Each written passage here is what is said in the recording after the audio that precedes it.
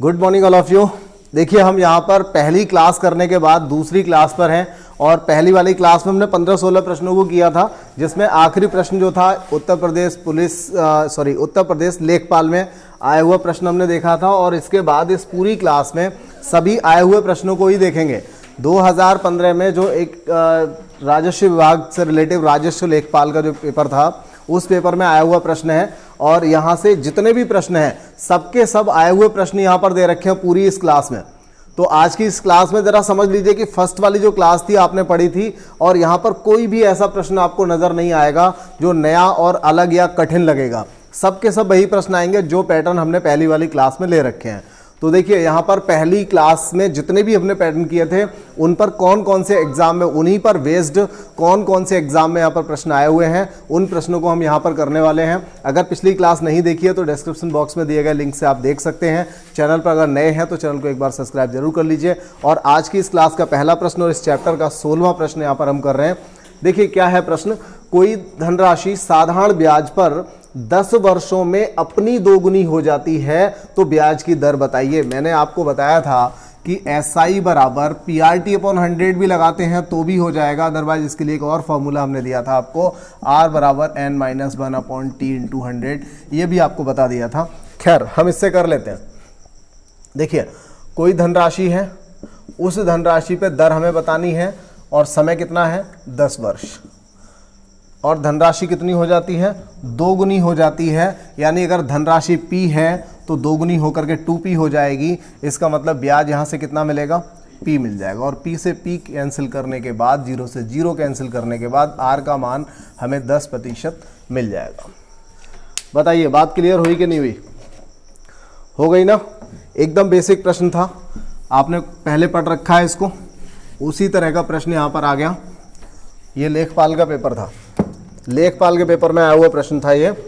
और देखिए इसके बाद फिर से एक लेखपाल के पेपर में आया हुआ प्रश्न, मतलब ये 2 मीटिंग में हुआ था और 2 प्रश्न आप देख चुके हैं। तीसरा प्रश्न आपके सामने, 2 मीटिंग में पेपर हुआ था। इसका सीधा सा मतलब है कि एक ही पेपर में सिर्फ SI से आपको यहाँ पर 2 प्रश्न मिले थे। और सबसे बड़ी बात, पिछली 30-35-40 मिनट की जो क्लास थी उसी क्लास से 2 प्रश्न मिले थे हर एक पेपर में। ये भी पक्की बात हो गई। देखिए यहाँ पर क्या है सवाल, यदि किसी धनराशि पर 1 पैसा प्रति रुपया, देखिए 1 रुपए में 1 पैसा कहिए, 1 रुपए में 1 पैसा, देखिए 1 पैसा प्रति रुपया प्रति माह, महीना भी दे रखा है और दर जो दी हुई है वो 1 रुपए में 1 पैसा। अगर 1 रुपए में 1 पैसा हुआ इसका मतलब 1% हो गया, 1 ही परसेंट हुआ ना, 1% हुआ। और फिर वो कहता है प्रति माह, यानी कि अगर 1 पैसा 1 महीने में दिया जाता है तो 1 साल में कितना पैसा देना पड़ेगा, 12 पैसा देना पड़ेगा। बिल्कुल ठीक है, तो 12% दर हो गई यहां पर, ये समझ लीजिए। ठीक है, कितनी दर हो गई, 12%। सवाल क्या था, आपने ओरली कर लिया। इसको एक बार फिर से पढ़ लेते हैं जिन लोगों को समझ में नहीं आया हो। यदि किसी धनराशि पर 1 पैसा प्रति रुपया, यानी 1 रुपया 1 पैसा, 1 रुपए पर 1 पैसा ब्याज, यानी 1% हो गया। और फिर वो कहता है कि प्रति माह 1% है, वो भी प्रति माह के लिए कह रहा है, लेकिन 1 महीने में, 1 वर्ष में कितना देना पड़ेगा, हर महीने 1 पैसा देना पड़ेगा, तो फिर 12 हो गया, तो 12% आंसर हो गया। बस यही आंसर हो गया। और देखिए कितना सिंपल सा एक प्रश्न पूछ लिया गया यहाँ पर। तो आपने देखा होगा कि पूरे चैप्टर में जो बेसिक सी चीज़ें हमने यहाँ पर बता दी थी पिछली क्लास में, तो पिछली एक छोटी सी क्लास थी, लेकिन उसी क्लास से आपको 2 प्रश्न एक पेपर में आपको मिल गए यहाँ पर। ठीक है, कोई भी ऐसा प्रश्न नहीं आया जो बहुत ज़्यादा कठिन सा हो। और देखिए यहाँ पर एक चकबंदी लेखपाल का प्रश्न है, उसको भी देख लेते हैं। सवाल में क्या बोला जा रहा है, यदि किसी धनराशि का 5% वार्षिक साधारण ब्याज की दर से 3 वर्ष का ब्याज 12,000 रुपया है तो उसी राशि का, उसी अवधि का, उसी दर से चक्रवृद्धि ब्याज क्या होगा। यहाँ पर SI CI दोनों को मिक्स करने वाला, हालांकि ये लास्ट में होना चाहिए था लेकिन रख दिया गया है। तो देख लेते हैं इस प्रश्न को कैसे किया जाएगा, समझ लीजिए। बेहतर होता कि ये लास्ट में हम करते, लेकिन आ गया है सामने तो कर लेते हैं। यदि किसी धनराशि का 5% वार्षिक साधारण ब्याज दर से 3 वर्ष का ब्याज 12,000 रुपया है। जरा देखिए, कोई धनराशि है, 5% से 3 साल का ब्याज कितना है, 12,000। किसी धनराशि पर 5% से 3 साल का ब्याज है 12,000, तो यहाँ से हम धनराशि निकाल सकते हैं। 5 तिया 15 हो गया, 15 से इसको काटेंगे, 15 अट्ठे 120 यानी 800 हो जाएगा। P बराबर निकल करके आ जाएगा 80,000। ठीक है, P बराबर कितना निकल के आएगा? 80,000 आ जाएगा।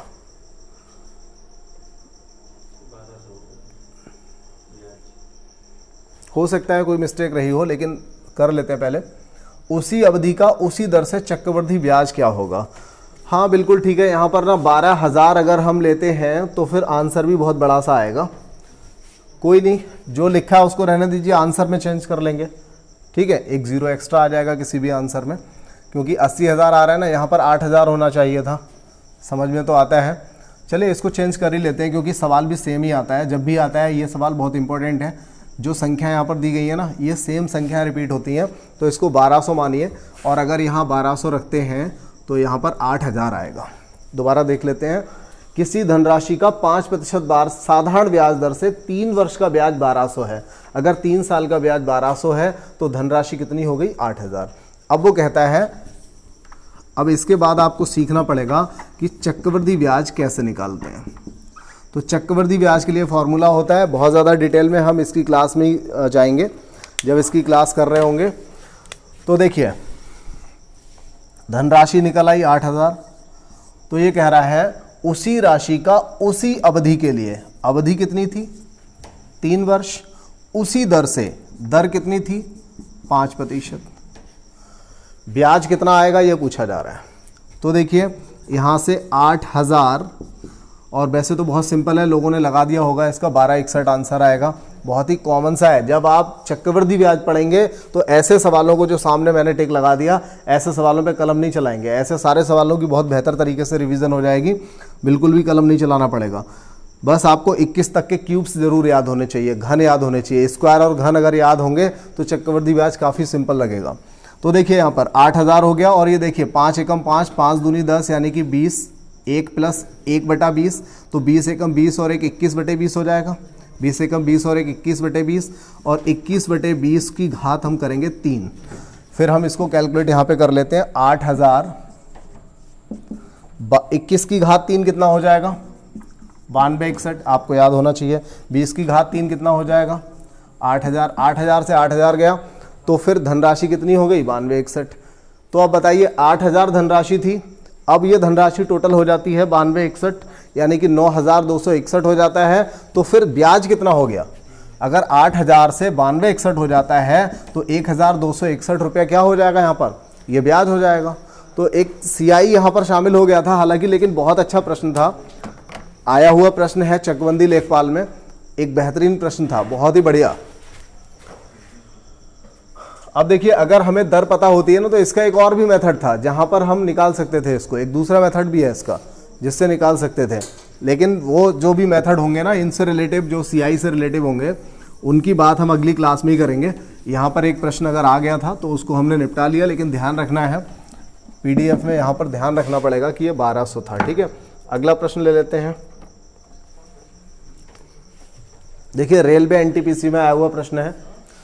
रीता ने 4 वर्ष के लिए 2.5% की दर पर एक राशि का निवेश किया। रीता ने 4 वर्ष के लिए 2.5% की दर पर एक राशि का निवेश किया, और सीता ने क्या कर दिया? 6 वर्ष के लिए उसी दर पर, यानी 2.5% पर समान राशि इसने भी उतनी लगाई थी। सीता द्वारा अर्जित साधारण ब्याज का रीता द्वारा अर्जित ब्याज से अनुपात बताइए। देखिए, बहुत ही सिंपल सा प्रश्न है, लेकिन इसको पहले आप लिखना स्टार्ट करिए। मैं लास्ट में आपको बताऊंगा कि ये प्रश्न हम इसका डायरेक्ट आंसर लगा सकते थे, डायरेक्ट आंसर लग जाएगा। लेकिन पहले चलिए एक बार और पढ़ते हैं, हो सकता है कुछ लोग इसको लगा लें। भले ये बड़ा सा सवाल बना दिया है, लैंग्वेज थोड़ी सी टफ बनाने की कोशिश की गई है, लेकिन आंसर बहुत सिंपल है। रीता ने, देखिए, और आप लोग भी लगाएंगे, रीता ने 2 साल के लिए लगाया, इसने 2.5% पर लगाया। दूसरे सीता ने 6 साल को लगाया, उतनी ही दर पर लगाया, राशि भी वही लगाई। तो देखिए इसका मतलब क्या हुआ? देखिए, रीता ने लगाया X रुपया, सीता ने लगाया X रुपया, इसने लगाया 2.5% पर, इसने भी लगाया 2.5% पर। कोई फर्क पड़ेगा अब तक? नहीं। इसने लगाया 4 वर्ष और इसने लगाया 6 वर्ष के लिए, बस अब फर्क पड़ेगा, ये तो बराबर है तो अनुपात यही तो हो जाएगा 4-6, और या फिर कहिए तो 2-3 हो जाएगा। कुछ भी नहीं था। लिखने वाले लोग इसमें लिखना जब स्टार्ट कर देंगे तो कहीं ना कहीं गलती करने के भी चांस रहेंगे और कम से कम 1 आध मिनट लगा लेंगे ऐसे प्रश्न में।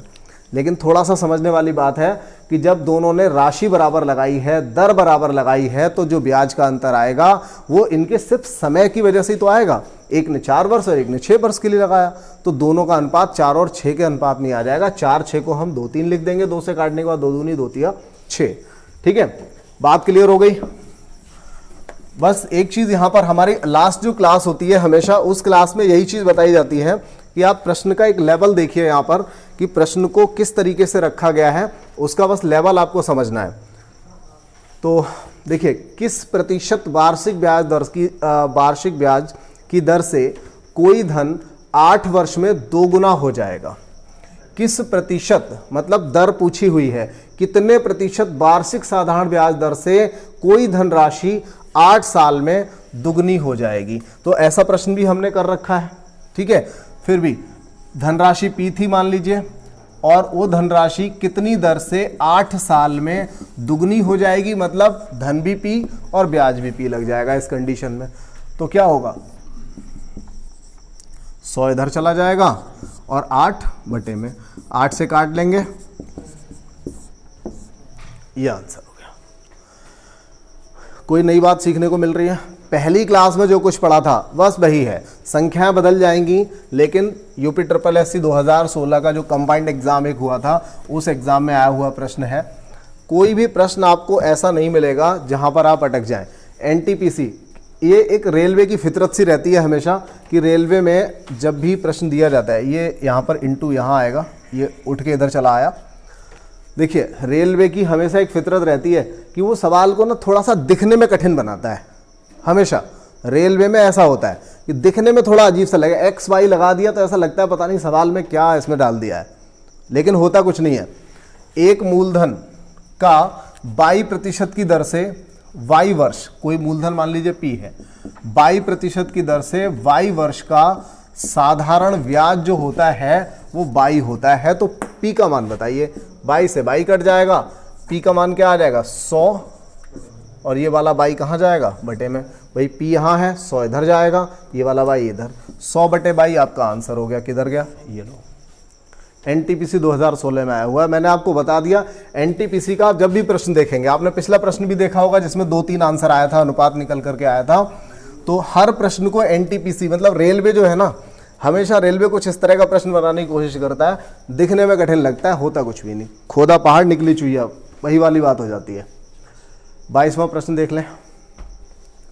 सलीम ने 50,000 रुपये 12% वार्षिक साधारण ब्याज की दर से उधार लिए। इसके एवज यानी कि इसके बदले में उसने 3 वर्ष बाद 40,000 रुपये नकद एवं एक मोटरसाइकिल दे दी। तो बताओ भाई मोटरसाइकिल की कीमत कितनी थी। देखिए, सवाल में कुछ नहीं है, फिर भी मैं आपको बता रहा हूँ, एकदम बेसिक सवाल है जो हम लोग हमेशा यूज करते रहते हैं, वही चीजें हैं। सलीम ने 50,000 रुपये किसी व्यक्ति से 12% पर उधार लिया और उसने क्या किया, 3 वर्ष बाद उसने क्या किया, हिसाब चुकता कर दिया। कैसे, 40,000 तो नकद दे दिया और बाकी एक मोटरसाइकिल दी, बोले भाई अपना हिसाब बराबर। मतलब क्या हुआ, हमें ये देखना है कि 50,000 का 12% कितना हुआ। तो 50,000 का 12% निकल के आएगा 6,000 रुपया, 12 पंजे 60, 6,000 रुपया निकल करके, पहले ओरल कर लेते हैं बाद में वैसे करेंगे। 50,000 का 12% 6,000 आया, 3 साल में हो जाना चाहिए 6 तिया 18 यानी कि 68,000 होना चाहिए था। इसका मतलब ये हुआ 68,000 में से 40,000 तो दे दिया और 28,000 की मोटरसाइकिल लगा ली, आंसर हो गया 28,000। ठीक है, तो अब इसको क्या है, लिख करके कर लेंगे क्या, 50,000 खुद ही कर लीजिएगा। इसमें क्या है, 50,000 का 12% से 3 साल में कितना हुआ, तो निकल करके आ जाएगा 18,000 हुआ। 18,000 हुआ तो 18,000 प्लस 50,000 68,000 हो गया टोटल। उस 68,000 टोटल को निपटाना है, लेकिन उसने क्या किया, 40 तो नकद दे दिया, तो 68,000 निपटाना था, 40 नकद दे दिया, बचा कितना 28,000, और कह दिया भाई बाकी का जो 28,000 था उसके बदले में ये मोटरसाइकिल ले ले। इसका मतलब मोटरसाइकिल 28,000 रुपये की लगा दी गई। बात क्लियर हो गई। यूपी SSSC 2016 में एकदम बच्चा है, अगला प्रश्न देखिए, ऐसा प्रश्न भी आप कर चुके हैं, ये भी यूपी ट्रिपल एससी 2016 में आया हुआ प्रश्न है। आप ऐसा प्रश्न कर चुके हैं, 500 रुपए का 2 वर्ष में 2 वर्ष के 2 बैंकों में ब्याज का अंतर 2.5 रुपया है। फिर से बता रहा हूं आपको, वही सवाल है जो हम पहले कर चुके हैं। अभी एक लास्ट वाली क्लास में हमने 700 वाला किया था। 500 रुपए का 2 वर्ष में जो ब्याज का अंतर आया वो 2.5 रुपया आया। जरा बात को समझ लें बहुत अच्छे से। 500 रुपए का 2 वर्ष में, अभी दर की तो बात ही नहीं हुई है, 500 रुपए का 2 वर्ष में ब्याजों का जो अंतर आया वो 2.5 रुपया आया।